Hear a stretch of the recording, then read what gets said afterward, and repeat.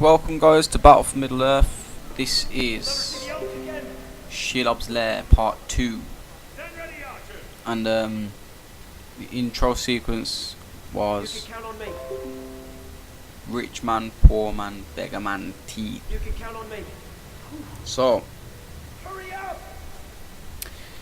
yeah, we just finished Shelob then, basically, and I think I had to reload it once because I didn't have everyone, and I wanted to make sure that all them soldiers got saved in the end. So I reloaded it, and I did it right this time. I just, as you saw, I just baited the spider with Sam, and then I got them to shoot her. But the freak thing that happened was that she ran off like last minute and then came back, which meant half her life was already gone by the time she come back. Otherwise Sam probably wouldn't have survived at all.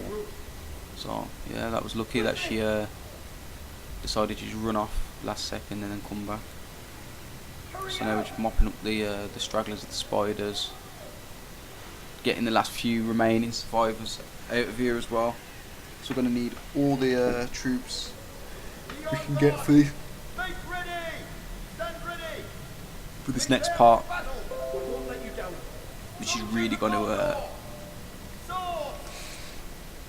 tax these troops' strengths, like, you know what I mean, to be fair. I mean, it does say that they're all ranked 2 each, so, you know, at least they've got, like, you know, a bit of experience in that. But will it be enough? That's the truth.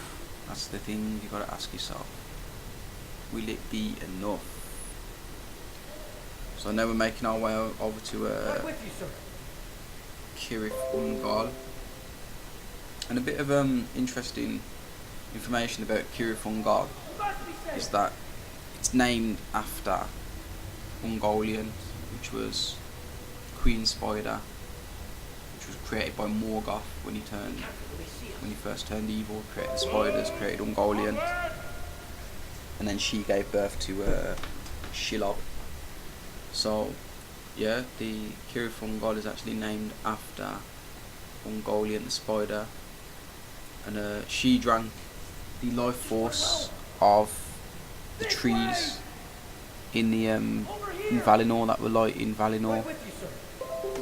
She devoured the trees, the light from the trees, which basically made them distinguish and, you know, plunged Valinor into darkness for like a bit. And now I think instead of the trees they just use like big light houses or something. Probably, I don't know what they use instead of the trees, actually, saying that. Yeah. Just a bit of interesting information. She died around the Second Age, the end of the Second Age, I think it was, because she got slain in the war that happened between the elves, men, and the dark forces. In one of the many alliances of men and elf. So yeah, we just got this base up and running now, which is important. I think we get some resources from the base, and we keep sending them these patrols as well. So yeah, they don't really do much, but patrols alone. But it's when they send an army, that's when we're in trouble, because, you know, the army will just smash through everything that I've got. I haven't actually got a single unit on its own at the moment. I've just got these individual kind of troops, which are, as I say, they're all right. They're pretty good for temporary solution, but definitely not going to be able to resist a full-on Mordor force. So it's important that I get these blacksmiths up and running. And I chose archery range rather than a what do you want to call it, like a barracks or anything like that, because simply because they've got trolls, and if I was to use infantry on trolls, it just wouldn't work. really and truly. Just they just get smashed too quickly. So maybe if I had tower guards, then that would be like a exception. But obviously I've got limited space, so I thought I'll put resources over the you know, broad kind of units, and that broaden my unit horizon.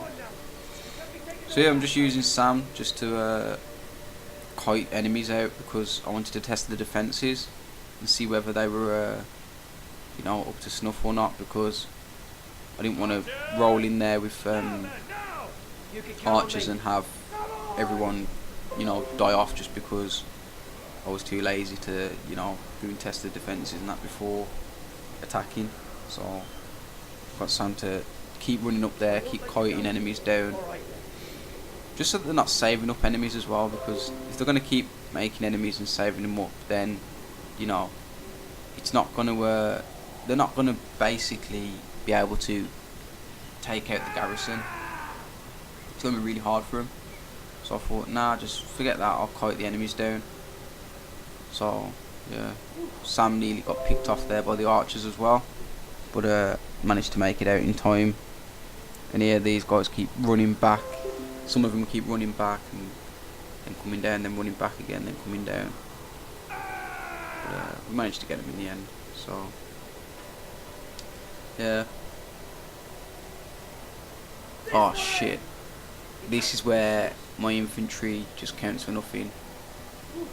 Thankfully the archers managed to you know, really take care of this troll. But even with health and everything, like, just takes them out clean. And that, just in that little swoop there, my infantry is gone. So kind of gutting all those soldiers, you know, we managed to save them right up to the last there. But I only wanted to save them from Shelob anyway. I didn't really care about saving them all the way to the end of the mission, because as cool as it is to have individual units, as you can see, they don't work very well because they can't heal. You have to heal them manually. They don't recover. They don't recover themselves. They'll just keep getting killed basically. Whereas at least units, individual units, you know, you can rank them up. They have all this, you know, life and they can keep recovering. So it's a hell of a lot better to just have the units there. Yeah, so here we are. Going to roll in there with our troops. You can't give your normal guys, you can't give the individual units fire arrows either. You can't upgrade them in that way, so you can't even give them gold armor or anything. So you can't upgrade them in the slightest. So it's kind of good that those infantrymen just got killed, because they were taking up command points that, you know, we really needed. So just trained up some more archer units and that, got them maxed out. Some rangers as well. And yeah, that's worked wonders for us, because those fire arrows are really coming in handy. You know, taking out all the guys, taking out all the structures, enemy structures. One thing I wish is that this army that you build here could actually go with you to Minas Tirith. I don't think it does. I think it just, you know, kind of disregards these guys. But if they would have done that, that would have been pretty cool, because then you'd have these individual soldier units, you know, running around Minas Tirith, and you could have like positioned them to like just guard like different places. I mean, you can't, you know, it's just a nice little inclusion to have them little soldiers just running around as well. And it's not many command points, is it really? It's not like a whole other army of its own. It's just a small little kind of elite force that's put together quickly to take, you know, ungol. So yeah, didn't really waste no time here. Just thought, I've got my force up and running. I know this force isn't going to stay with me throughout the campaign, because Sam and Frodo have to go straight to Mordor, and you know, you don't get to play that, so there's no point in keep dragging this on any longer and upgrading them and stuff like that. They're upgraded enough to take the fortress, so let's just do that. And that's exactly what I did. So I thought these guys were gonna give me some trouble. They never did. Look at that. How lucky is that? Just took out the banner carrier, and the banner carrier more or less comes back straight away anyway. So, but as I said, it didn't really matter anyway. Like aggroing them pro, because I had enough soldiers and had to take the fortress. What was left of the fortress. I thought this fortress was like massive.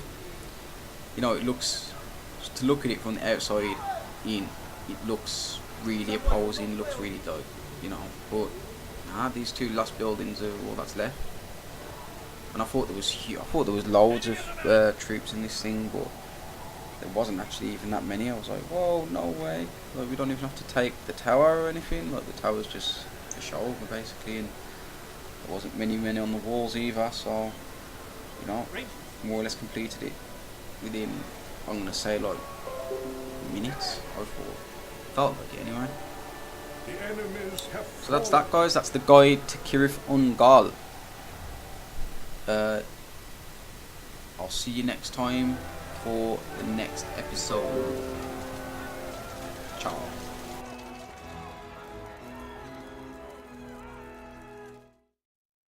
Richman, Poorman, Beggar man, teif. Everyone claimed that they man the chief. The rich man pay, the poor man lie.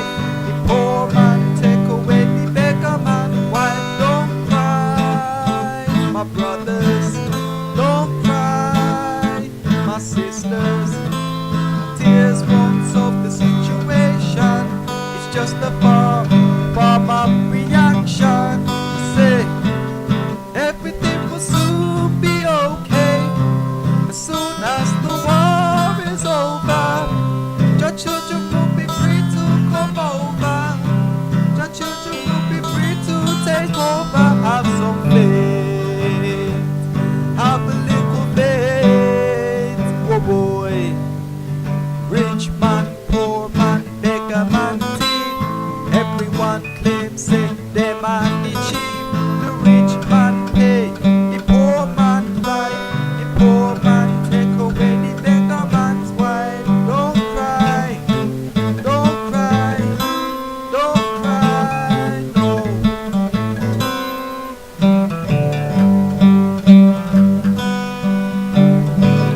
Oh yeah, but if you step on fire, fire burn.